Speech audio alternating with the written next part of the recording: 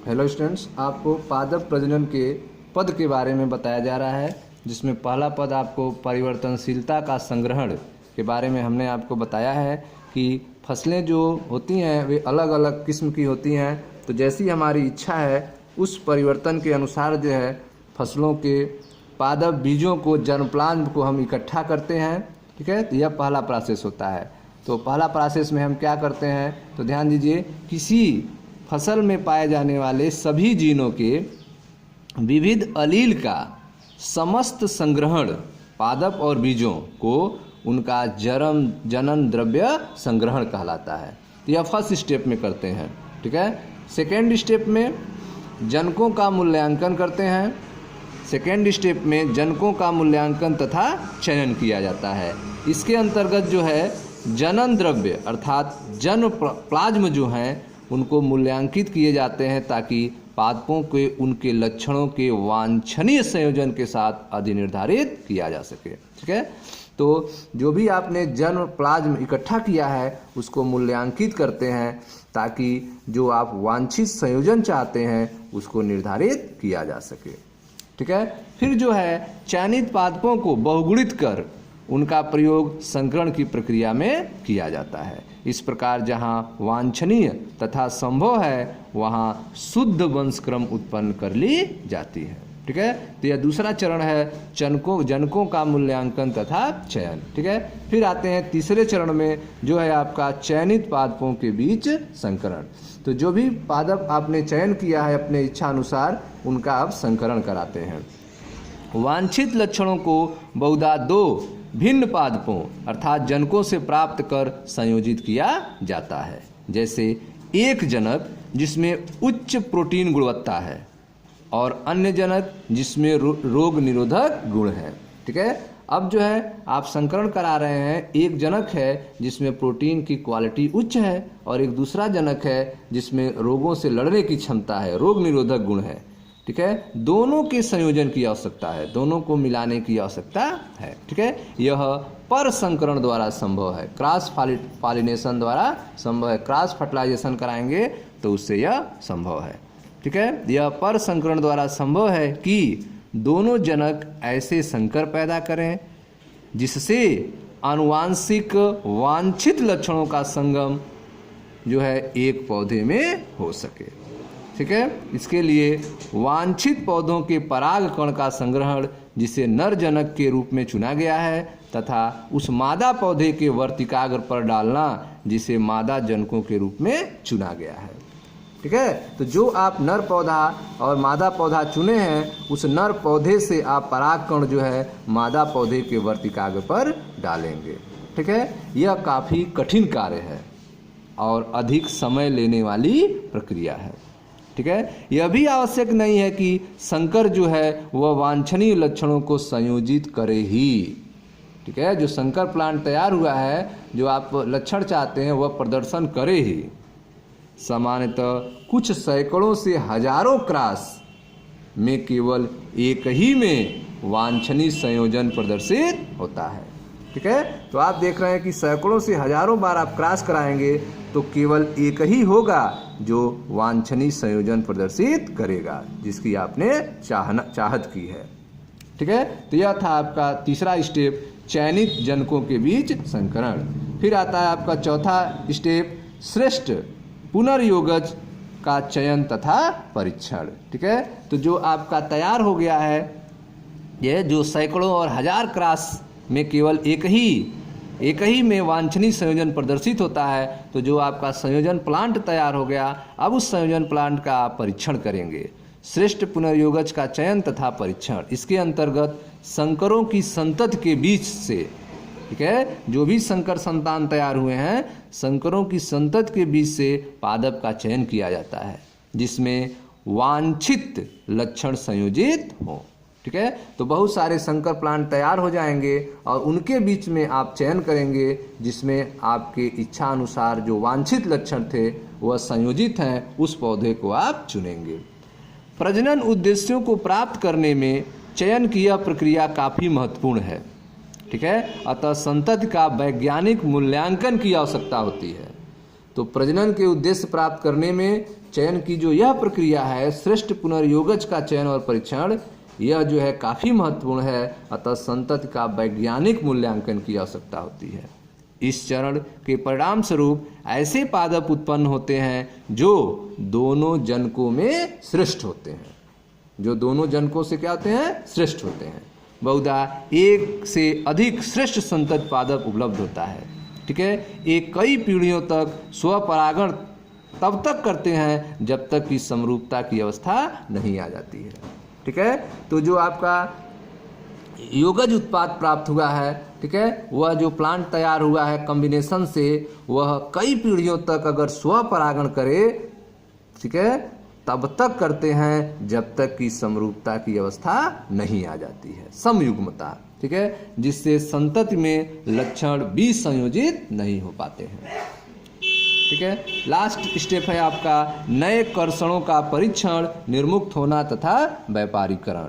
ठीक है, तो जो आपका प्लांट तैयार हुआ है उसको परीक्षण करेंगे, नवचयनित वंशक्रम का, उनके उत्पादन तथा अन्य गुणवत्ता वाली फसल विशेषकों, रोग प्रतिरोधकता आदि गुणों के आधार पर मूल्यांकन किया जाता है। ठीक है, तो जो नव चयनित वंशक्रम है उनका उत्पादन क्षमता देखते हैं, उनकी गुणवत्ता वाली फसलों के विशेषकों को देखते हैं, रोग प्रतिरोधकता आदि गुणों के आधार पर उनका मूल्यांकन किया जाता है।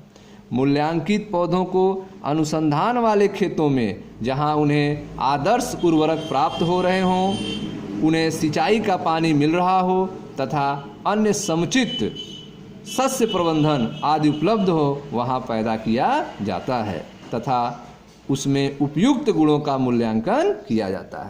ठीक है, तो जो नव चयनित प्लांट हैं उनको आपको अब जो है अनुसंधान वाले खेतों में उनको बोना होगा, आदर्श उर्वरक उसको उपलब्ध होगा, सिंचाई पानी और समुचित सस्य प्रबंधन की जो ज़रूरतें होती हैं उन ज़रूरतों को पूरा करते हुए उन फसल को तैयार किया जाएगा और उपयुक्त गुणों का मूल्यांकन भी किया जाएगा। ठीक है, उसके बाद अनुसंधानी खेत में मूल्यांकन के बाद पौधों का परीक्षण देश भर में किसानों के खेतों में कई स्थानों पर कम से कम 3 ऋतुओं तक किया जाता है। ठीक है, तो उसके बाद जो है इस पौधों को, बीजों को जो है देश भर के किसानों के खेतों में 3 ऋतुओं में बोया जाता है, कम से कम 3 ऋतुओं में उसको टेस्ट किया जाता है। इन स्थानों में सभी सस्य खंडों का निरूपण होना चाहिए। ठीक है, जो भी मूल्यांकन है उनका प्रदर्शन होना चाहिए जहां सामान्यतः खेती होती है। ठीक है, उपरोक्त विधि से उत्पन्न सस्य की तुलना सर्वोत्तम उपलब्ध स्थानीय सस्य कर्षणों चेक या संदर्भ कर्षण से करने के बाद मूल्यांकित करना चाहिए। ठीक है, तो इन सारी चीज़ों के करने के बाद लास्ट में जो है उसका व्यापारीकरण करते हैं और उसका मूल्य निर्धारित करते हैं। और वह मूल्य निर्धारित जो है, जो लोकल सस्य हैं, लोकल फसल हैं, उनका जो प्राइस है उस अनुसार जो है चेक करते हुए फिर उसका नए बीज का जो है मूल्यांकन करते हैं। तो उपरोक्त विधि से उत्पन्न सस्य की तुलना सर्वोत्तम उपलब्ध स्थानीय सस्य, ठीक है, जो बेस्ट प्लांट जो है, बेस्ट बीज जो उपलब्ध है उसका तुलना करेंगे और उसके बाद कर्षण चेक या संदर्भ कर्षण से करने के बाद मूल्यांकित करना चाहिए। ठीक है, तो यह लास्ट स्टेप है, नए कर्षणों का परीक्षण, निर्मुक्त होना तथा व्यापारीकरण। ठीक है, तो आपने देखा कि पादप प्रजनन में कौन कौन से प्रोसेस अपनाए जाते हैं। तो पहला प्रोसेस था आपका परिवर्तनशीलता का संग्रहण, अर्थात जनन द्रव्य का संग्रहण किया जाता है। फिर जो है जनकों का मूल्यांकन तथा चयन किया जाता है। फिर अगले स्टेप में चयनित जनकों के बीच में संकरण कराया जाता है। ठीक है, फिर श्रेष्ठ पुनर्योगज का चयन तथा परीक्षण करते हैं, उसका टेस्टिंग करते हैं। और फिर नए कर्षणों का जो परीक्षण किया जाता है अलग अलग खेतों में, अलग अलग ऋतुओं में। ठीक है, उसके बाद इसको निर्मुक्त करते हैं, व्यापारीकरण करते हैं, उसका मूल्यांकन करते हैं और प्राइस निर्धारित करते हैं। ठीक है, तो यह था आपका पादप प्रजनन के स्टेप के बारे में। आगे देखिए,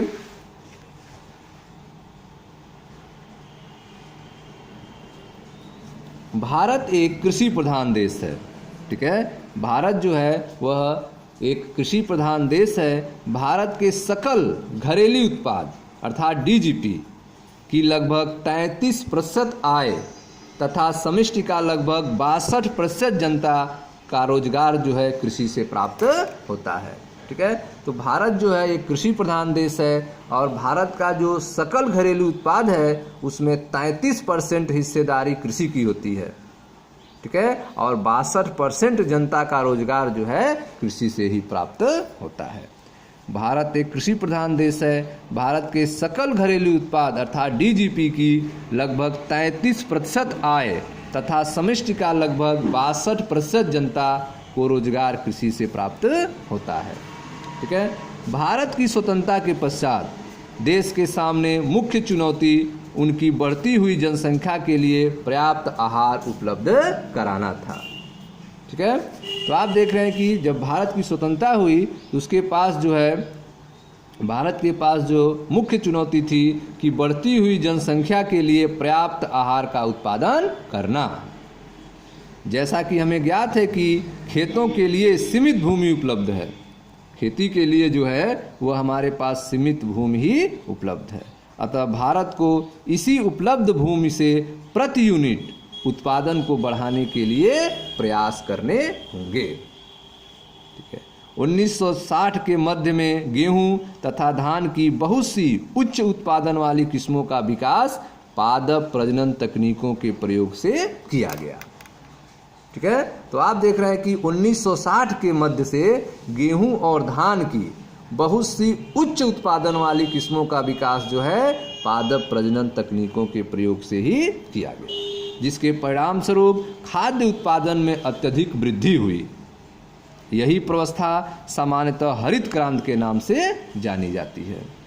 ठीक है, तो आप देख रहे हैं कि पादप प्रजनन तकनीकों के प्रयोग से 1960 के मध्य में गेहूं और धान की बहुत अच्छी उच्च उत्पादन वाली किस्मों का विकास किया गया, जिसके कारण खाद्य उत्पादन में अत्यधिक वृद्धि हुई और इसी स्टेप को, इसी व्यवस्था को हरित क्रांति के नाम से जाना जाता है। ठीक है, चित्र 9.3 में उच्च उत्पादन वाली किस्मों की भारतीय संकर फसलों को दर्शाया गया है। ठीक है, तो यहाँ पे फिगर आप देख रहे हैं, यह भारतीय संकर किस्में हैं जिनको हरित क्रांति के से तैयार किया गया है। भुट्टा आप देख रहे हैं, यह कुछ भारतीय संकर फसलें हैं। पहला है आपका मक्का, वो है आपका गेहूँ, ठीक है, जो सोनालिका है, और तीसरा आप देख रहे हैं उद्यानी मटर। ठीक है, यह सब संकर फसल हैं जिनकी उत्पादन क्षमता ज़्यादा है।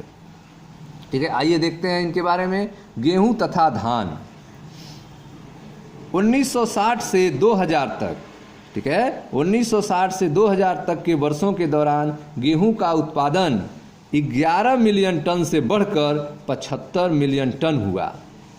ठीक है, तो आप देख रहे हैं कि जो 1960 से पादप प्रजनन तकनीक का यूज होने लगा और उत्पादन क्षमता बढ़ने लगी, 1960 से 2000 तक के वर्षों के दौरान गेहूं की जो उत्पादन क्षमता थी वह 11 मिलियन टन से बढ़कर 75 मिलियन टन हुई, जबकि धान की जो उत्पादन था वह 35 मिलियन टन से बढ़कर 89.5 मिलियन टन तक पहुंच गया है।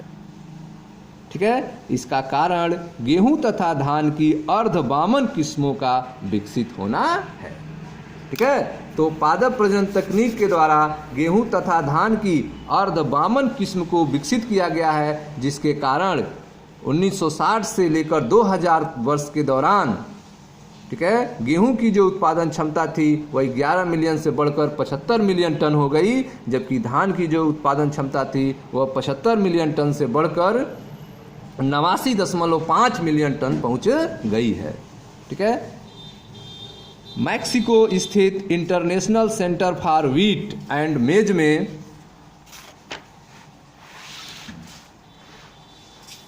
नोबेल पुरस्कार विजेता पुरस्कृत नॉर्मैन ई बारलोंग ने गेहूं की अर्धवामन किस्म का विकास किया। ठीक है, तो आप देख रहे हैं कि गेहूं का जो अर्धवामन किस्म विकसित किया गया था वह नोबेल पुरस्कार विजेता नॉर्मैन ई बारलोंग के द्वारा तैयार किया गया था। ठीक है, यह उसी का परिणाम है कि 1963 में उच्च उत्पादन तथा रोग प्रतिरोधी किस्मों की वंश रेखाएं जैसे कि सोनालिका तथा कल्याण सोना का विकास कर उन्हें भारतवर्ष कि गेहूं पैदा करने वाले क्षेत्रों में प्रयोग किया गया। ठीक है, तो आप देख रहे हैं कि नोबेल पुरस्कार विजेता नॉर्मन ई बोरलॉन्ग ने गेहूं की अर्ध बामन किस्म का विकास किया। ठीक है, यह उसी का रिजल्ट है कि 1963 में उच्च उत्पादन तथा रोग प्रतिरोधी किस्मों की वंश रेखाएं जैसे कि सोनालिका तथा कल्याण सोना का विकास हुआ और उन्हें भारतवर्ष की गेहूं पैदा करने वाले क्षेत्रों में प्रयोग किया गया। ठीक है, अर्धबामन धान की किस्मों को IR8, ठीक है, international rice research institute IRRI Philippines में पैदा हुआ तथा चाईचुंग नेटिव 1 ताइवान से भी उत्पन्न किया गया। ठीक है, तो अर्धबामन धान की जो किस्म है IR8 और नेटिव 1, ठीक है, चाईचुंग नेटिव 1, यह जो है कहाँ से तैयार हुआ? जो IR8 था वह international rice research institute Philippines में तैयार किया गया, जबकि चाईचुंग नेटिव 1 जो है वह ताइवान से उत्पन्न किया गया।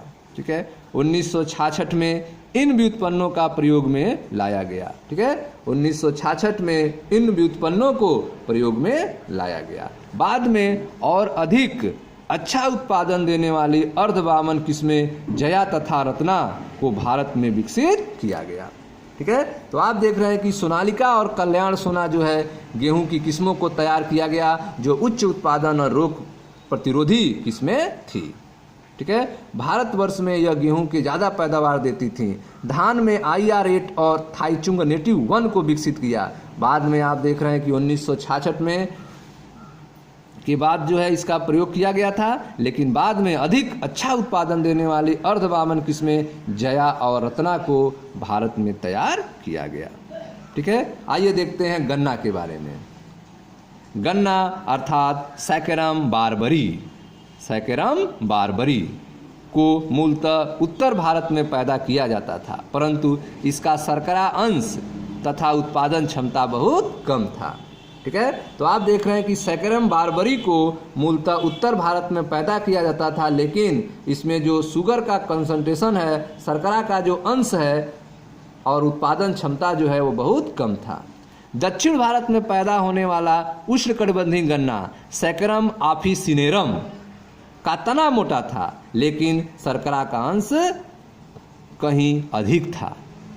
ठीक है, तो आप देख रहे हैं कि सैकेरम ऑफिसिनेरम का तना मोटा था तथा इसमें शर्करा अंश कहीं अधिक था, परंतु यह उत्तरी भारत में ठीक से नहीं पनप पाया। उत्तर भारत में यह जो है सैकेरम ऑफिसिनेरम ठीक से नहीं पनप पाया। ठीक है, इन दोनों किस्मों को सफलतापूर्वक संकरित कराया गया। इन दोनों किस्मों को सफलतापूर्वक मिक्स कराया गया ताकि उच्च उत्पादन के वांछनीय गुणों जैसे कि मोटा तना हो, उच्च शर्करा वाले पौधे प्राप्त हो सकें तथा साथ ही इसे उत्तरी भारत के गन्ना उत्पादन क्षेत्रों में पैदा किया जा सके। ठीक है, तो इस तरह से आपने देखा कि पादप प्रजनन तकनीक के द्वारा इन दोनों किस्मों को मिक्स कर दिया गया ताकि जो है उच्च उत्पादन क्षमता वाला मोटा तना वाला गन्ना, उच्च शर्करा वाला गन्ना जो है उत्तर भारत के क्षेत्रों में भी तैयार किया जा सके। ठीक है, तो आपने देखा गन्ना जो सैकेरम बारबरी है को मूलतः उत्तरी भारत में पैदा किया जाता था, परंतु इसका शर्करा अंश और उत्पादन क्षमता बहुत कम था। दक्षिण भारत में पैदा होने वाला उष्ण